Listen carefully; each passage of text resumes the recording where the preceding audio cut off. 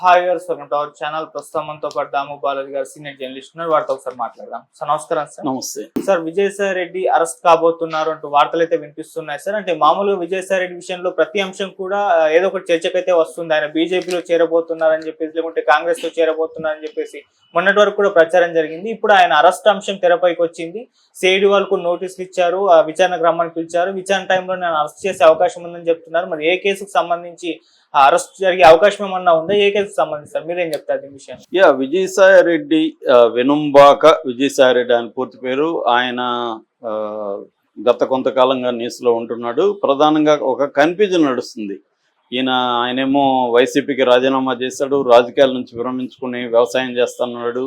Sudden గా మొన్న జగదీప్ ధన్కర్ మన వైస్ ప్రెసిడెంట్ ఆయన హైదరాబాద్ వచ్చినప్పుడు ఈయన వెళ్ళి ఆహ్వానించారు.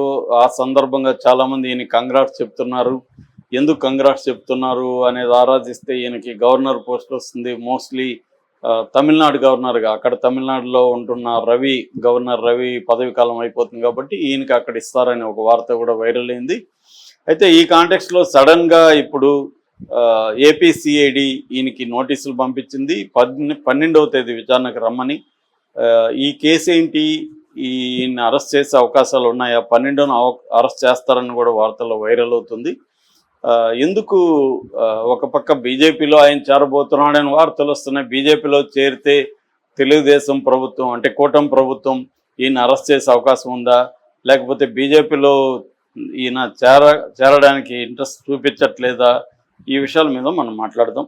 మామూలుగా అయితే ఇప్పుడు ఆంధ్రప్రదేశ్లో రాజకీయాల నుంచి విరమించుకున్నా కూడా తెలుగుదేశం కూటమి ప్రభుత్వం ఎవరిని వదిలిపెట్టట్లేదు.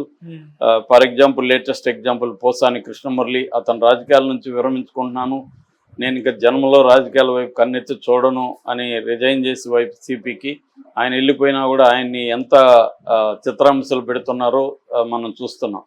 సో అలాగే విజయసాయి రెడ్డి నేను రాజకీయాల నుంచి వెళ్ళిపోతానంటే వదిలిపెట్టమని కూడా తెలుగుదేశం వాళ్ళు పోస్టులు పెట్టారు అప్పుడు. అందుకని ఆయన రాజకీయాల నుంచి విరమించుకుంటే ఆయనకు కూడా తెలుసు మనల్ని వదిలిపెట్టరని, అందుకని ఆయన బీజేపీలో చేరడానికి ట్రై చేస్తున్నాడు అనేది కూడా ఒక వార్త వైరల్ అవుతుంది. అయితే ఇప్పుడు ఈ కేసు ఏంటి, సిఐడి ఏ కేసులో పెట్టింది? ఎందుకంటే ఈయన మీద గతంలో అక్రమాస్తుల కేసు ఉంది, దాని తర్వాత ల్యాండ్ గ్రాబింగ్ కేసులు ఉన్నాయి, దాని తర్వాత వాళ్ళ కూతురు నేహారెడ్డి భూమి ఆక్యుపై చేసుకుంది. మొన్ననే మనం చెప్పుకున్నాం, హైకోర్టులో జరుగుతుంది భీమునిపట్నం దగ్గర.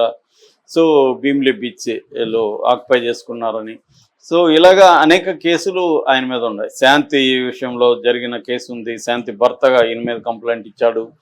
ఇలాగా అనేక కేసులు ఉన్నాయి. ఈ కేసు ఏంటంటే ఇది కాకినాడ పోర్టుకు సంబంధించిన కేసు. కాకినాడ సీపోర్ట్ లిమిటెడ్ అని ఉంటుంది. ఆ కాకినాడ సీపోర్ట్ లిమిటెడ్లో కర్ణాటి వెంకటేశ్వరరావు, కేవీ రావు అంటారు, ఆయనకి వాటాలు ఉన్నాయి. ఆయనకి ఏంటంటే ఆయన డిసెంబర్ 24వ సంవత్సరం డిసెంబర్ నెలలో ఆయన సిఐడి కంప్లైంట్ ఇచ్చాడు. ఆయన ఏమని ఇచ్చాడంటే, నాకు కాకినాడ సీపోర్ట్ లిమిటెడ్లో 41.12% వాటాలు ఉన్నాయి. అట్లాగే కేఎస్ఈజెడ్ అనమాట, ఎస్ఈజెడ్ అంటాం, Kakinada special economic zone SEZ అంటారు. ఆ ఎస్ఈజెడ్లో కూడా ఆయనకి 48.74% ఉన్నాయి, వాటాలు ఉన్నాయి. ఇందులో కాకినాడ సీపోర్ట్ లిమిటెడ్కి సంబంధించిన 41.12% ఆ వాటాల విలువ 2,500 కోట్లు. అట్లాగే ఎస్సీజెడ్లో ఉండే 48.74% వాటాల విలువ 1,109 కోట్లు. అంటే ఓవరాల్గా 3,600 కోట్లు వర్త చేస్తుంది. ఇది 2020 ప్రాంతంలో విజయసాయి రెడ్డి తనకు కాల్ చేసి కొంత బెదిరింపుగా మాట్లాడారని, సుబ్బారెడ్డి కొడుకు విక్రాంత్ రెడ్డి ఇదంతా చూస్తాడు, నువ్వు నీ వాటాల్ని ఎవరికి చెప్తే వాళ్ళకి రాసి ఇవ్వాల్సి ఉంటుంది, లేకపోతే పరిణామాలు తీవ్రంగా ఉంటాయి అని బెదిరించాడని. సో విక్రాంత్ రెడ్డి తర్వాత వచ్చి తనని బలవంతంగా బెదిరించి తన వాటాల్ని విజయసాయి రెడ్డి అల్లుడు రోహిత్ రెడ్డి, ఆయన విజయసాయి రెడ్డి కూతురు పేరు నేహారెడ్డి, కూతురు అంటే పెంపుడు కూతురు, అల్లుడేమో రోహిత్ రెడ్డి. ఆ రోహిత్ రెడ్డికి ఒక బ్రదర్ ఉన్నాడు, అతని పేరు శరత్ చంద్రారెడ్డి. అతనికి అరబిందో ఫార్మా కంపెనీస్ ఉన్నాయి. ఆ కంపెనీల్లో దాదాపు 6-7 కంపెనీలకి అతను డైరెక్టర్గా ఉంటున్నాడు. ఇతను ఢిల్లీ లిక్కర్ స్కామ్ లో కూడా ఇతను ఒక ముద్దాయి. శరత్ చంద్రారెడ్డి తర్వాత అతను అప్రూవర్ గా మారాడు. శరత్ చంద్రారెడ్డి వాంగ్మూలం బేస్ చేసుకొని కూడా కవితని ఈడీ అరెస్ట్ చేసింది. అంటే కవిత అరెస్ట్ వెనక ఇతని వాంగ్మూలం కూడా ఉందన్నమాట. సో ఈ శరత్ చంద్రారెడ్డి కంపెనీలలో ఒక కంపెనీ పేరు Aurobindo reality and infrastructure private limited. అది ఆ తర్వాత కాలంలో ఆరో ఇన్ఫ్రా ప్రైవేట్ లిమిటెడ్గా కన్వర్ట్ అయింది.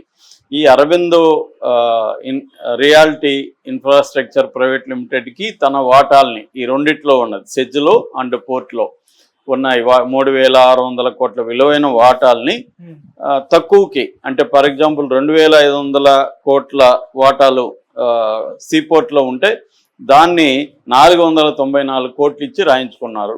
అట్లాగే 1,109 వాటాలు ఎస్సీజెడ్లో ఉంటే అందుని జస్ట్ 12 కోట్లు ఇచ్చి రాయించుకున్నారు. సో మొత్తంగా చూసుకుంటే నా దాదాపు 500 కోట్ల చిల్లర ఇచ్చి 3,600 కోట్లు విలువైన వాటాల్ని ఈ అరబిందో రియాలిటీ వాళ్ళు బదిలీ చేయించుకున్నారు.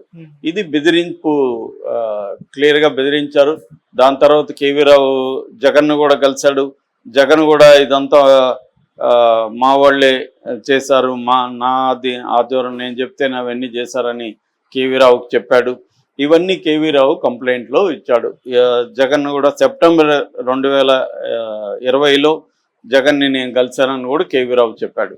సో ఇదంతా ఒక కుట్రపూరితంగా జరిగిందని చెప్పారు. దీంట్లో విక్రాంత్ రెడ్డి A1గా ఉంటే ఈయన A2గా ఉంటున్నాడు విజయసాయిరెడ్డి. సో విక్రాంత్ రెడ్డి ఆల్రెడీ దీంట్లో ముందస్తు బెయిల్ కూడా తెచ్చుకున్నాడు హైకోర్టు నుంచి. ఈయన మీద విజయసాయిరెడ్డి మీద చాలా సెక్షన్లు కేసులు పెట్టారు. అప్పట్లో ఐపీసీ కింద పెట్టారు. 506, 384, 420, 109, 467, 120B criminal conspiracy. So criminal conspiracy, criminal intimidation, extortion, forgery అని పెట్టారు. అట్లాగే ఆర్గనైజ్డ్ క్రైమ్ యాక్ట్ కింద కూడా ఈయన పెట్టారు. ఇవన్నీ కూడా నాన్ బెయిలబుల్ సెక్షన్లు కూడా ఉన్నాయి. అయితే ఆయనకి నోటీసులు ఇచ్చారు. దీనికి ముందే జనవరిలో ఆయనకు ఈడీ ఆయన్ని ఇంట్రాగేట్ చేసింది. ఈడీ దాదాపు 25 ప్రశ్నలు ఆయన అడిగింది. ఆ తర్వాత సిఐడి కూడా రంగంలో దిగింది. సిఐడి ఇప్పుడు ఆయన్ని 12వ తేదీ పిలిచింది. సిఐడి అరెస్ట్ చేస్తారని కూడా వార్త వైరల్ అవుతుంది. అయితే ఈయన ఇందాక చెప్పినట్టుగా బీజేపీలో జాయిన్ అవ్వడానికి ఈయన ఒక పక్క ప్రయత్నాలు చేస్తున్నాడు. దీంట్లో 2 రకాల కథనాలు వస్తున్నాయి. ఒకటి, ఈయన బీజేపీలో చేరడానికి ఇంట్రెస్ట్ చూపించట్లేదని అందుకనే ప్రెజర్ చేయాలనేది ఒకటి. 2, ఈయన బీజేపీలో చేరకపోయినా మా పని మేము చేస్తామని చంద్రబాబు ముందుకెళ్తున్నాడా అన్న డౌట్ వస్తుంది. కానీ బీజేపీలో చేరకుండా ఉండడానికి ముందే అరెస్ట్ చేస్తే ఈయన బీజేపీలో చేరకుండా ఉంటాడు, అప్పుడు మనం ఏమన్నా చేయొచ్చు అన్నది చంద్రబాబుకు ఉందని చెప్తున్నారు. ఎందుకంటే చంద్రబాబు ని పర్సనల్గా కూడా విజయసాయిరెడ్డి అనేక సార్లు అటాక్ చేశారు. రెండోది, వైసీపీలో నెంబర్ 2గా విజయసాయిరెడ్డి చక్రం తిప్పాడు. విజయసాయిరెడ్డి ఇప్పటికి కూడా మోడీతో